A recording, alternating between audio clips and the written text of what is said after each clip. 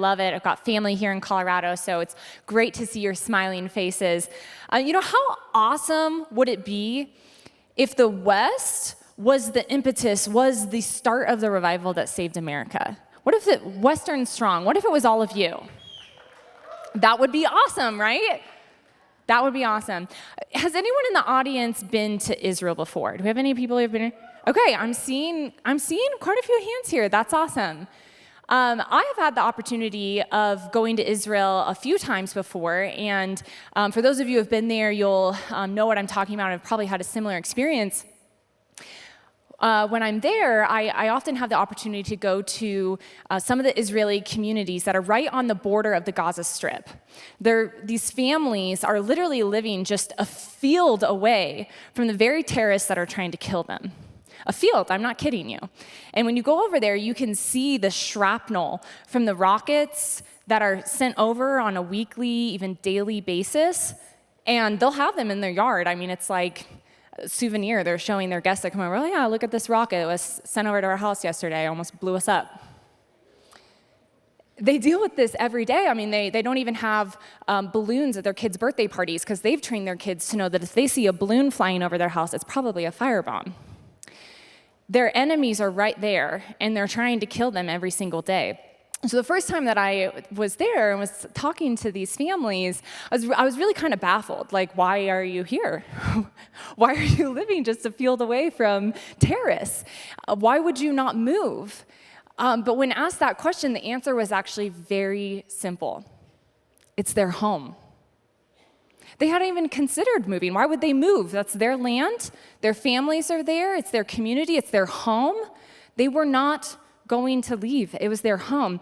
Now, they'll be the first to tell you that it's not easy. It comes with stress and can be overwhelming and scary at times. I mean, their playgrounds are actually bomb shelters that are painted like colorful caterpillars so that their kids can hide in them. Parents know that they have 8 seconds to get their families to safety once the alarm goes off. So it is stressful. But these families actually are filled with a joy and a vigor for life. They don't retreat. They plan, they prepare, and they carry on with their life.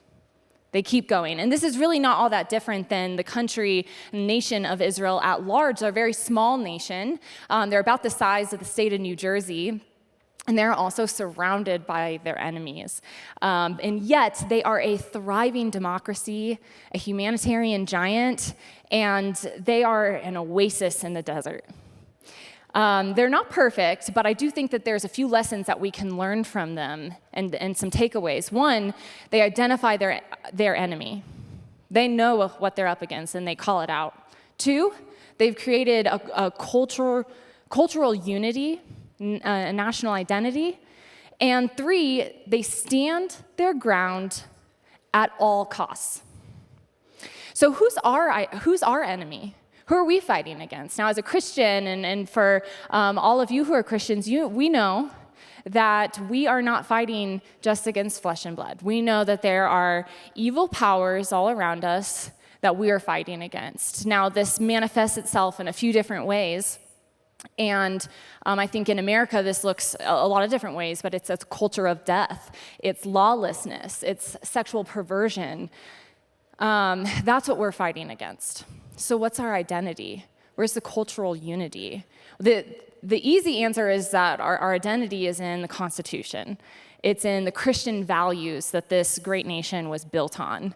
It's in individual freedom and liberty, being able to decide, make choices for ourselves. But today, instead, we hear a lot of talk about red states and blue states, like that's the identity. But what I know is that there are Christians and conservatives in all 50 states that are fighting, all 50. It's not just red states and blue states. So let's talk about, I mentioned you guys are Western Strong. What if that fight started here? You all have that reputation. You have a tenacity and ready for the fight. You're not going to give up easily. That's what the West does. And I want to tell you that you don't have to be the biggest, strongest, or even well-funded army. You don't need to be that to win. Israel's not. Gideon's army wasn't. We need to be more like Gideon's army, an army of faith, an army that fights in a way that the world doesn't even recognize or understand. We don't have to be big and strong because we've got a God that is.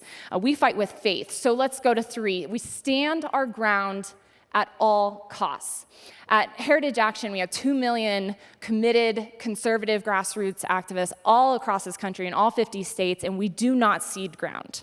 What sets us apart is our army of 20,000 sentinels, who Jeff just mentioned to you all, that are also in all 50 states, and they understand what they're up against. They know who their enemy is. They embody the American spirit, and they jump into action. So when the left says that school administrators know better than parents, sentinels are there fighting in the state saying, no, educational freedom. We're going to get education savings accounts passed. We're going to have Parents' Bill of Rights. We're going to run for school board. Done, done, done, like in Iowa, Florida, Utah, and more.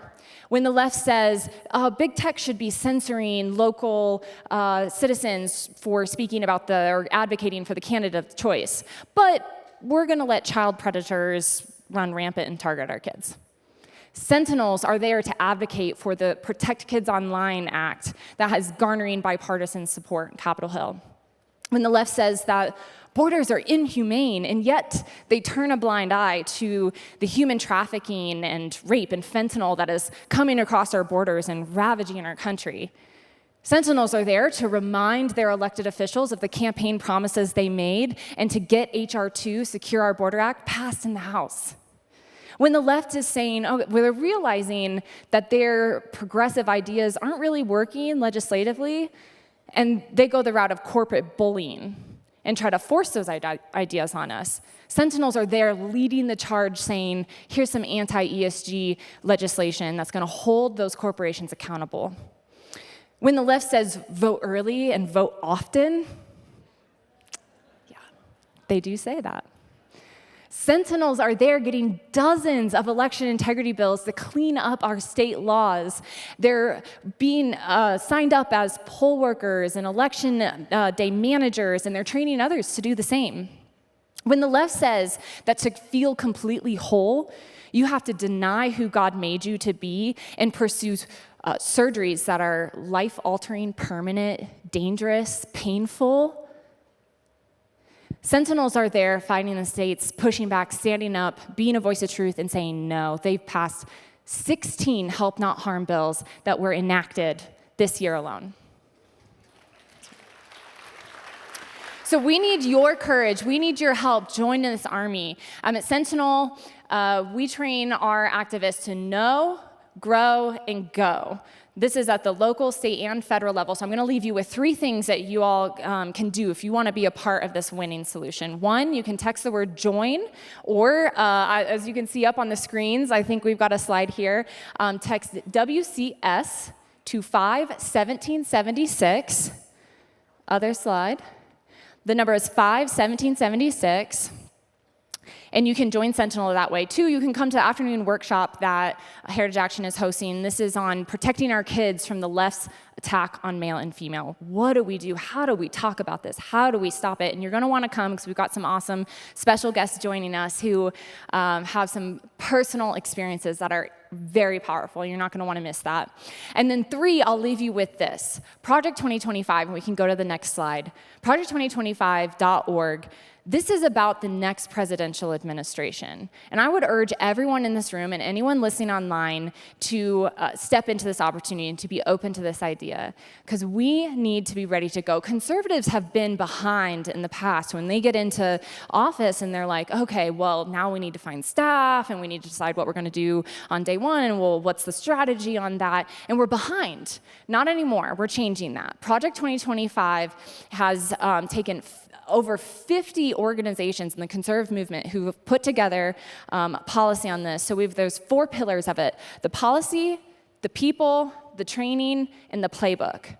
And we want you all to be a part of it. So the policy, there is already a manual that I said so many in the movement have put together, say, here we go, this is what needs to be done. To the people, it's like a conservative LinkedIn. This is a resume bank.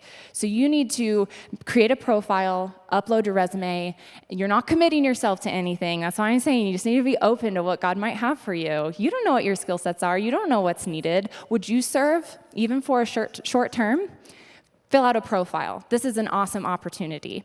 And 2, we're gonna make sure that you're trained. What skills do you need? What are the gaps that need to be filled? And then 3, the playbook. What's the strategy? Let's implement it on day 1. At Heritage Action, we are committed to fighting for the principles this great nation was built on at every level, every single day, and we want you to join us. Thank you.